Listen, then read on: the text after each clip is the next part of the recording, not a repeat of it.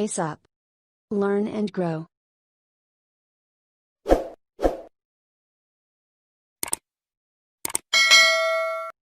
My channel Pace Up.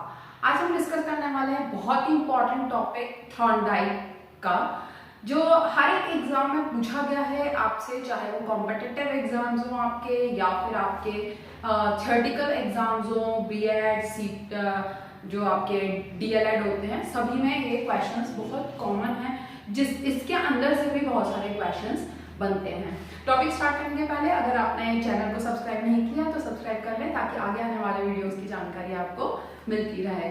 चलिए start करते हैं जल्दी से हमारा topic, Thorndike method, theory of learning का बिहेवियरिस्ट जो है वो है थॉर्नडाइक। अब देखते हैं, थॉर्नडाइक को ट्रायल एंड एरर मेथड भी कहा जाता है।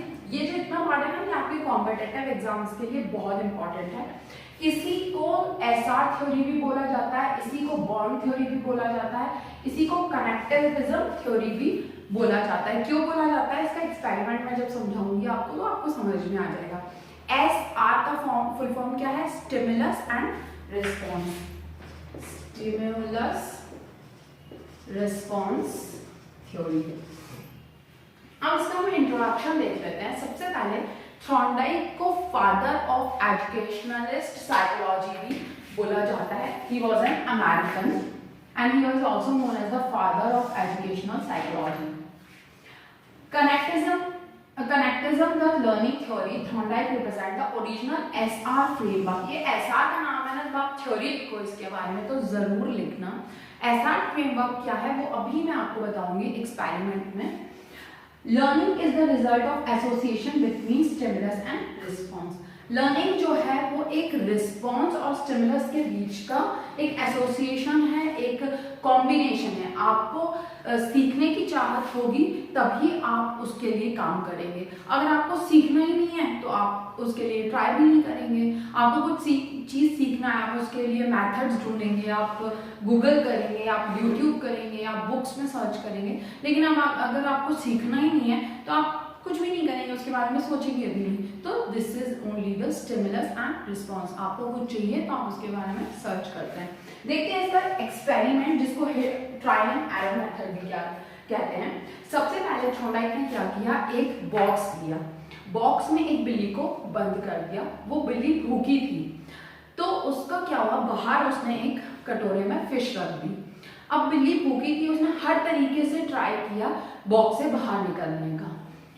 बहुत बार ट्राई करते करते एक बार उसका बाय डिफॉल्ट लीवर दब गया और वो बाहर निकल गई और उसने अपना खाना खा लिया। इसी तरीके से आगे क्या हुआ, फिर से उसको बिल्ली को अंदर रखा और नेक्स्ट टाइम हर बार जितनी बार उसको ऐसा किया जाता था, बॉक्स में बंद किया जाता था, उसकी जो एरर्स थी वो कम होती गई ट्राई कर करके। और एक बार ऐसा हुआ कि जैसे ही उसको बंद किया वो एक बार में लीवर प्रेस करके बाहर आ गई। तो क्या हुआ, हिट एंड ट्रायल या ट्रायल एंड एरर मेथड में उसने हर बार अपनी गलती से सीखा कि मैं कैसे निकलने की कोशिश कर सकती हूँ। यही ट्रायल एंड एरर एक्सपेरिमेंट है। The cat is placed in the box, food is placed outside with the cat can see it, जहां से खाना उसको दिख रहा था। After several attempts to get out, the cat accidentally press the lever by chance. पहली बार में बाय चांस हुआ था, क्योंकि उस समय उसको पता नहीं था कि यहाँ से गेट खुल सकता है। The door opens and the cat eats, बाहर को निकल गया, उसने खा लिया। थर्ड में the cat is put back in the box, it more quickly press the lever to get out. और उसके बाद जो प्रीवियस एक्सपेरिमेंट था उससे बहुत ज्यादा फास्ट वे में उसने नेक्स्ट टाइम ये कर लिया, क्योंकि अब उसे पता चल गया था कि लीवर कहाँ पर है और कैसे निकला जा सकता है। अब इसके थॉर्नडाइक ने दो दिए हैं, दो टाइप के लॉज ऑफ लर्निंग, एक है प्राइमरी और एक है सेकेंडरी लॉ। तो फर्स्ट जो है एक्चुअली फर्स्ट ये होना चाहिए था, this should be the first and this should be the second one. First क्या है आपका, लॉ ऑफ रेडीनेस। रेडीनेस यानी जब आप किसी चीज को सीखने के लिए रेडी हो। अगर आप किसी चीज को सीखने के लिए रेडी नहीं हो तो आप वो नहीं कर सकते हो। This is the law of readiness. Second is law of exercise. आप जितनी ज़्यादा प्रैक्टिस करोगे आप उतने ज़्यादा परफेक्ट होते जाओगे। तो ये है आपका लॉ ऑफ एक्सरसाइज। बोला भी जाता है ना, हिंदी में भी है कि करत करत अभ्यास की जड़मति हो सुजान, रस्तियाँ बच जात है सिर पर होत निशान। And even in English also it is there कि प्रैक्टिस मेक्स मैन और women perfect. So this is the law, second law, this is the first law, and third law is the law of effect, that is for motivation जिसको motivation का law भी कहा जाता है। तो आप जब आप रेडी होगे किसी चीज़ को पढ़ने के लिए तो आप उसको आप बार बार प्रैक्टिस करोगे और आप उससे उसके इफेक्ट से मोटिवेट होगे अपने गोल को अचीव करने के लिए। ज़्यादातर क्वेश्चंस आपके लॉ प्राइमरी लॉ के ऊपर आते हैं, लेकिन स्टिल सेकेंडरी लॉ भी बहुत इंपॉर्टेंट है, बिकॉज सेकेंडरी लॉ में भी ऑब्जेक्टिव टाइप क्वेश्चंस आ जाते हैं आपके। सेकेंडरी लॉ 8 टाइप्स के हैं और उसमें फर्स्ट लॉ है लॉ ऑफ प्रेमेसी। प्रेमेसी यानी जब आप प्राइमरी स्टेज पे हो, प्राइमरी स्टेज पे आपका नॉलेज क्या है। सेकेंड है लॉ ऑफ रिसेंसी। रिसेंसी यानी रिसेंटली आप क्या करना चाह रहे हो उस नॉलेज से, उस नॉलेज को कैसे यूज करोगे। फिर थर्ड है law of intensity of stimulus, यानी आपकी चाहत, आप जिस चीज को चाह रहे हो पाना उसकी आपकी इंटेंसिटी कितनी है। अगर आप सिर्फ अपने दोस्तों को देख के कोई एग्जाम देना चाहते हो तो आपकी इंटेंसिटी कम होगी, लेकिन अगर आप खुद चाहते हो कुछ बनना तो आपकी इंटेंसिटी बहुत ज्यादा हाई होगी। नेक्स्ट है आपका law of multiple response. Multiple response यानी जब आप किसी चीज को चाहते हो तो आप उसको अलग अलग तरीके से पाने की कोशिश करोगे। मानो आप एग्जाम के लिए प्रिपेयर कर रहे हो तो आप यूट्यूब में भी सर्च करोगे, आप गूगल में भी सर्च करोगे, आप टीचर्स क्लासेस भी फाइंड करने की कोशिश करोगे, तो आपके पास मल्टीपल रिस्पॉन्सेस अवेलेबल होंगे उस समय। नेक्स्ट है लॉ ऑफ सेट और एटीट्यूड। ऑफ कोर्स आप एक एटीट्यूड सेट कर लेते हो अपना कि हमको ये पाना है, हमको ये करना है।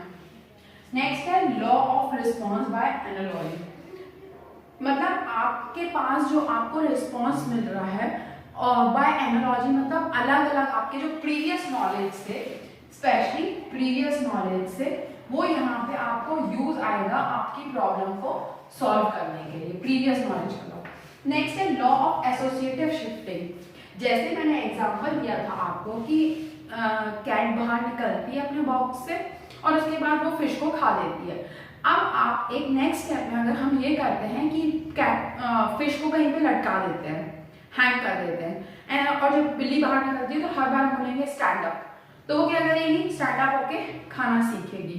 तो इससे क्या पता चलता है कि और कुछ दिनों बाद जब हम नॉर्मल में भी उसे स्टैंड अप बोलेंगे तो वो खड़ी हो जाएगी खाने के लिए। तो इस तरीके से हमने क्या किया, हमने स्टिमुलस को शिफ्ट कर दिया, हमने अपनी चाहत को शिफ्ट कर दिया कहाँ पे, एक नए उसकी तरफ, यानी हमने जो प्रीवियस हमने सीखा हुआ उसको शिफ्ट करते हुए हमने एक और नई चीज सीख ली। कि पहले तो बिल्ली आती थी नॉर्मल खड़े होकर खाना खा लेती थी, फिर मैंने उसको लटका दिया, मैंने कहा eat, stand up and eat. Last है law of partial activity. Actually Thorndike ने ये कहा है कि पार्शियल एक्टिविटी यानी बच्चों को छोटे छोटे पार्ट में कोई भी चीज सिखाना है। यानी पहले तो हमने बिल्ली को लीवर खोलना सिखा दिया, फिर वो आके अपना खाना खा रही है, फिर नेक्स्ट स्टेप में हम उसको बता रहे हैं कि भाई अब आप खड़े होके खाना खाओ। तो ये क्या है, पार्शियली हम 1 बाय 1 उसको सिखा रहे हैं, एक साथ नहीं, छोटे छोटे पार्ट्स में। अब इस पूरी थ्योरी में आपने क्या देखा, आपने देखा कि आपका मेन सब्जेक्ट क्या है, कैट है जिस पे आप वर्क कर रहे हो, या टॉपिक या सब्जेक्ट, उसको ड्राइव क्या कर रहा है, क्या उसको उसके गोल की तरफ ले जा रहा है, उसका हंगर, उसकी भूख, ठीक है। स्टिमुलस क्या हुआ है इधर पे,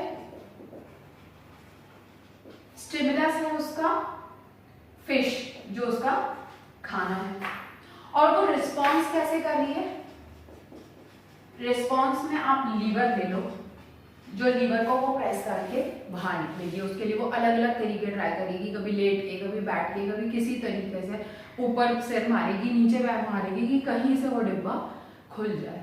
तो इस तरीके से थॉर्नडाइक का हमने मेथड कंप्लीट किया, जो थ्योरी ऑफ लर्निंग है, बहुत इंपॉर्टेंट है। थॉर्नडाइक बिहेवियरिस्ट थे, जो बिहेवियर पे बिलीव करते थे, इसलिए उन्हें father of education of psychology भी कहा जाता है। ये क्वेश्चन तो वैसे कॉमन है, बहुत दिनों बाद अगर रिपीट हो जाए तो कुछ कह नहीं सकते। तो इस तरीके से हमने टॉपिक कंप्लीट कर लिया है। वीडियो पसंद आया तो लाइक करें, शेयर करें, सब्सक्राइब करें। नेक्स्ट वीडियो तक के लिए thank you and bye bye.